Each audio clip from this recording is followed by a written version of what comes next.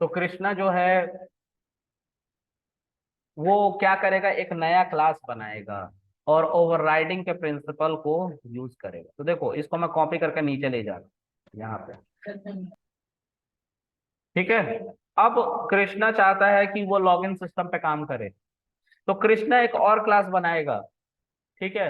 और उसको उसको वो नाम दे देगा गोमैटो। गोमैटो लॉगिन ऐसा कुछ नाम दे देगा, रीडेबिलिटी के लिए, अपने रीडिंग के लिए एक ये क्लास बन गया। इस क्लास के अंदर इस गोमैटो को वो क्या करेगा, इनहेरिट कर लेगा। ठीक है। और जैसे ही इनहेरिट करेगा, गोमैटो के अंदर वो एक मेथड बनाएगा, क्योंकि उसको क्या काम करना है, लॉगिन सिस्टम को अपडेट करना है।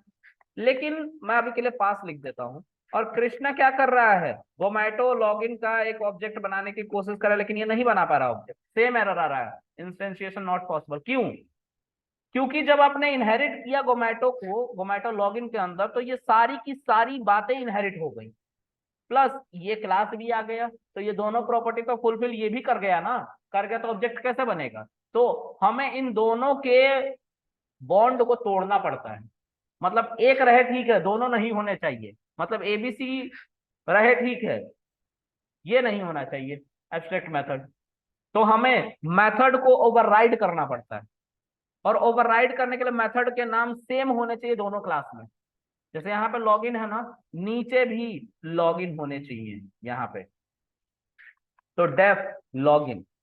ठीक है। तो लॉगिन को तुम लिखोगे और यहाँ पे सेल्फ लिखोगे, इससे बस काम नहीं चलने वाला।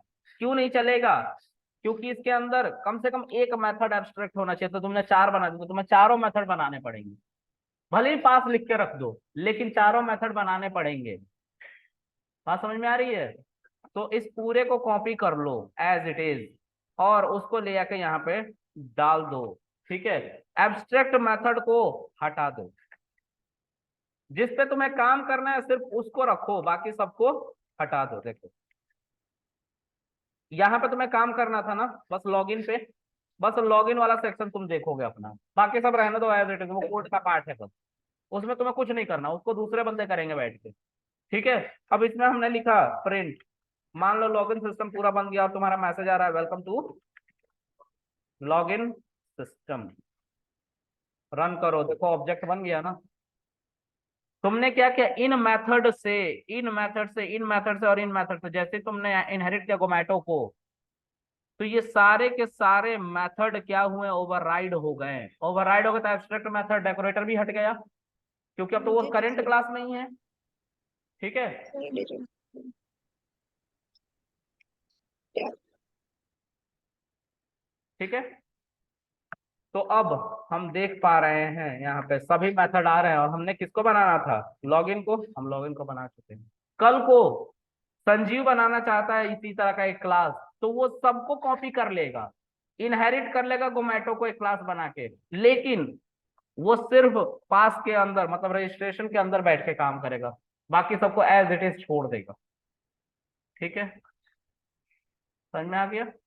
तो ये पूरा का पूरा जो था एब्स्ट्रक्शन था, और इसको करने के लिए गिटहब का भी सहारा लिया जाता है, क्योंकि प्रोजेक्ट मैनेजर कान में जाकर नहीं बताएगा किसी के, क्या या पेन ड्राइव में नहीं देगा, लो सबको पास कर दो। पता कैसे चलेगा उसको कि कौन क्या कर रहा है? इसके लिए गिटहब की जरूरत पड़ती है। तो गिटहब अगले सेशन में बताऊंगा, याद दिलाना मुझे, भूलना मत। ठीक है। चलो, और एक और बच गया है, एक्सेप्शन हैंडलिंग। एक्सेप्शन हैंडलिंग वो मुझे याद दिला देना, उसको भी बताना है। ठीक है। एक्सेप्शन हैंडलिंग और फाइल हैंडलिंग भी। चलो, आज के लिए इतना रखते हैं, बाय।